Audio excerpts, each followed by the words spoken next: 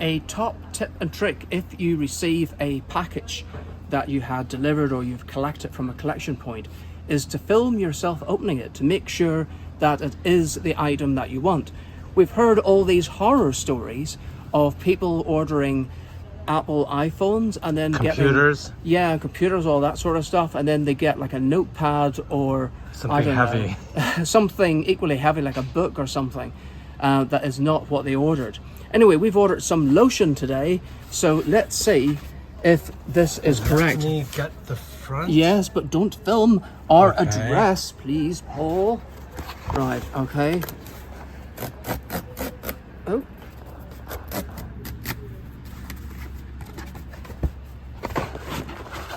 Ah, it's in another package.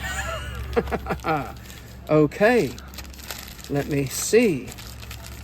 It seems like the right thing anyway. It's Christmas. Yeah. Ah, yes, that is indeed the lotion that we ordered. So there's a top tip and trick. Always film yourself opening the package, because then you've got evidence if things go pear-shaped. How do you like your eggs in the morning? I like mine with a kiss. But how do you like your eggs in the morning? What I don't like is having really runny boiled eggs when the white just sort of disintegrates. And I also don't like hard-boiled eggs either, where it tastes sort of like cardboard. I want it just right. And I've got the perfect solution here that I picked up at Dunnes Stores in Northern Ireland. It's an egg timer.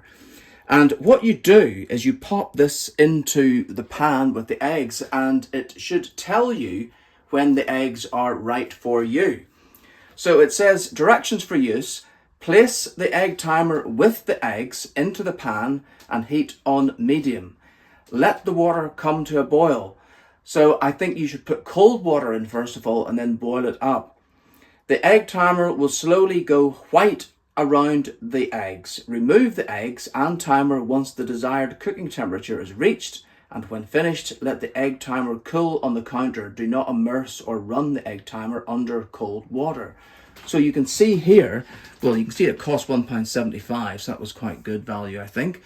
So it depends how you like them. If you like a soft boiled egg, then you'll have that amount of white around the edge of the egg timer. Medium is about halfway, and hard, you've only got a little bit of the red left. And here is the egg timer itself. Now, of course, the most difficult thing is actually getting it out of the packaging. So, let's see how we do this. I might need a pair of scissors, which I've got on standby. Or not. Let's see. It opens like this, because I do want to keep the instructions, because I am likely to forget how to do this, and then I'll have to watch this episode back to find out, won't I? Right. And then I think this backing. There's like this other bit that... Yeah. Oh, look. It's actually quite easy. Oh, I say that. No, it comes out of this bit. It's childproof. Yeah. Right. I think this is where the scissors come in handy. I don't want to cut the egg timer itself. I'll just go around the edge of this. And it's still not coming out. This is as bad as opening a packet of bacon, I find. I think this is worse. Yeah.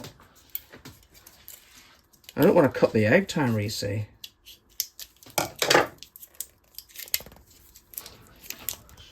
It doesn't want to come out at all. So a good tip and trick would be, manufacturers, make it so that you can actually open these things. Is something else holding Well, it? I don't know. I'm not sure if that is actually part of the egg timer. Right, I'm going to have to get something to poke it to open it with. Maybe that is part of it. It might be. I don't want to damage it, you see. I think you should just leave it. No, but no. This is plastic. Because look. No. There's definitely plastic there. See? I think it just needs to be eased out. So if I get a little gap like that, then maybe I can cut the plastic.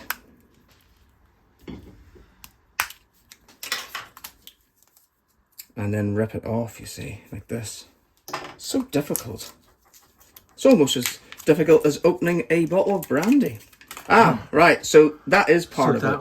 Oh, okay. Yeah, so this is what it looks like. This looks like an egg. So, say I've forgotten already. What did it say to do?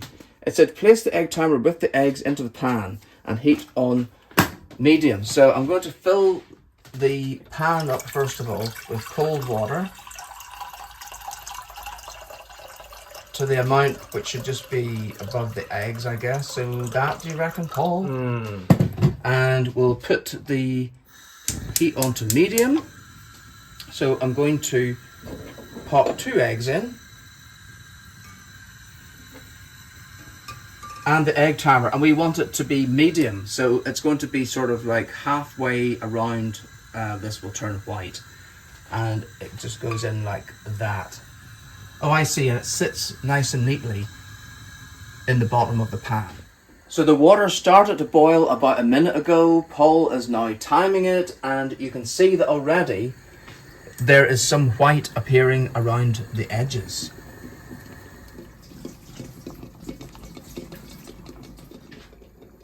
So how's it looking? I think we're almost there. Yeah. I mean, I could test it with the actual timer just to try to bring it out. Yeah, it's almost at the medium bit. The heat is off. Okay, so you can see that it is right on the line for medium. And I suppose you can get like halfway stages as well. So let's take out one of the eggs.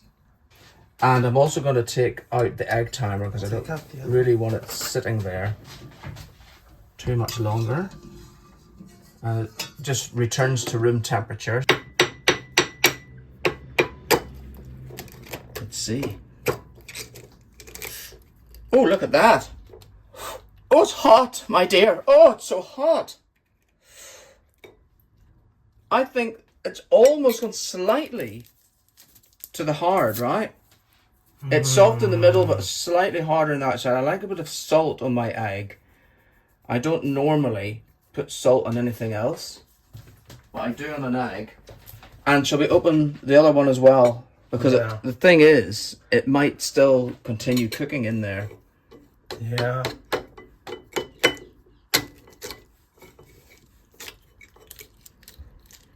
There we are. This one seems a bit more cooked. Oh dear, did you want the other one, Paul? That's fine.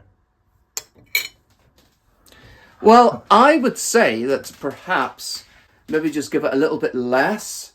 There are halfway points along the egg, so you could get it sort of halfway between hard and medium or between medium and soft. But I would say this is quite a good indicator. And what was the time on the clock, Paul?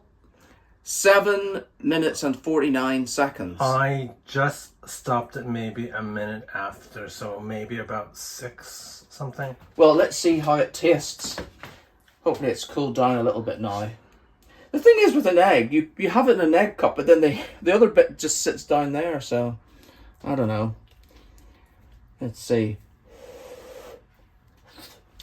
But look, no runniness on the white, and that is exactly how I wanted it. I want it running. Not the white, you don't. Oh.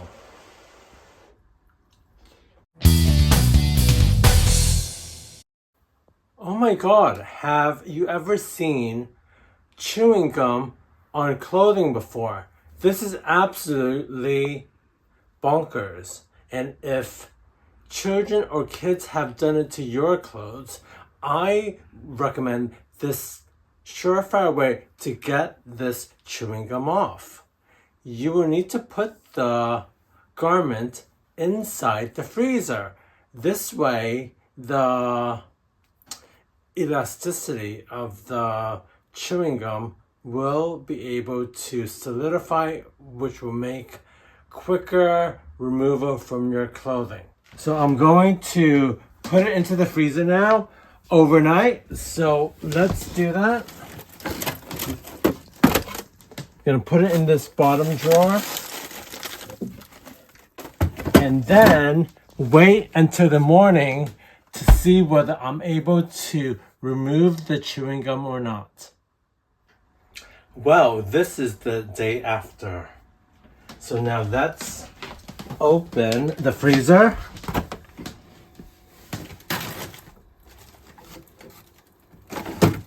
This is the shirt. So let's try and peel this off.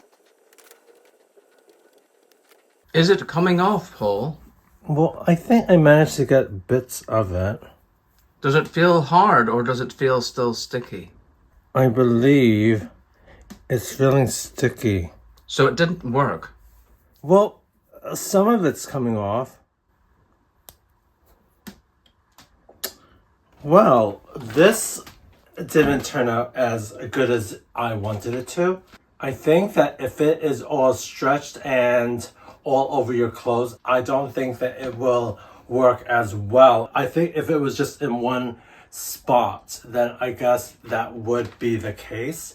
I think the moral of the story is to not get chewing gum on your clothes, and if you do, you could try that technique to try to get it out. But I think for us, I don't think it really worked. But I think if you do try it, please leave a comment to say how it turns out for you. But I think avoid the chewing gum on the clothes altogether. Well, I'm so glad to see you because it has been so cold here lately. Yes, well, I'm here to keep you warm. Does your hot water bottle speak to you?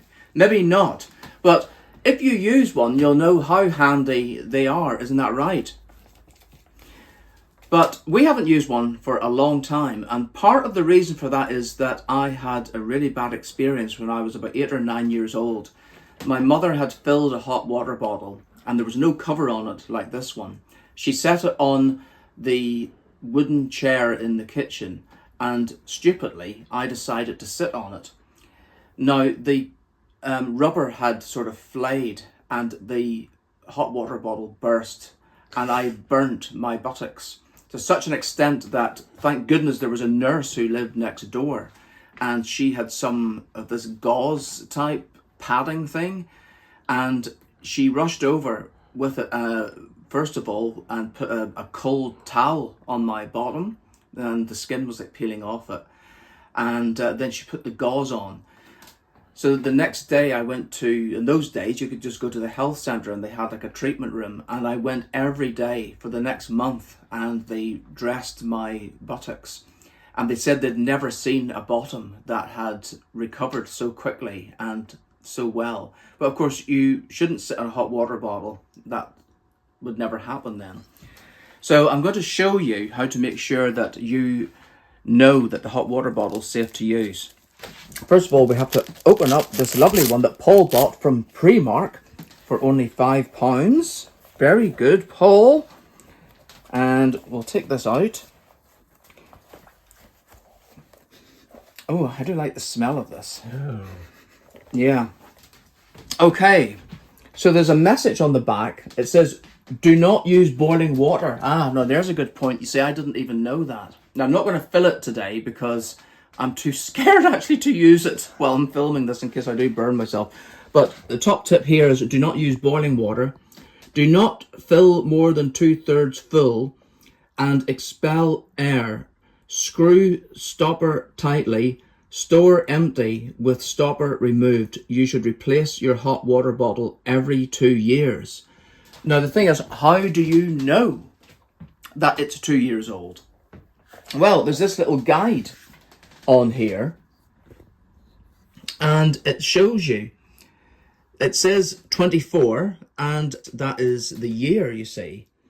Where the dots are represent the month and the number of dots represent the weeks. So this one was made between the second week of February 2024, March, April, May, June, and the fourth week of June in 2024. So it was made at some point between there so you can be sure that it is safe for 2 years from the point in which it was made. So there's no exact date, but it's between those. And they usually are safe for about 2 to 3 years, so you should be okay. But also check wear and tear. And if you've bought it in the UK, make sure it's also got the British Standard Mark, which is BS1970:2012. Give us an S for subscribe.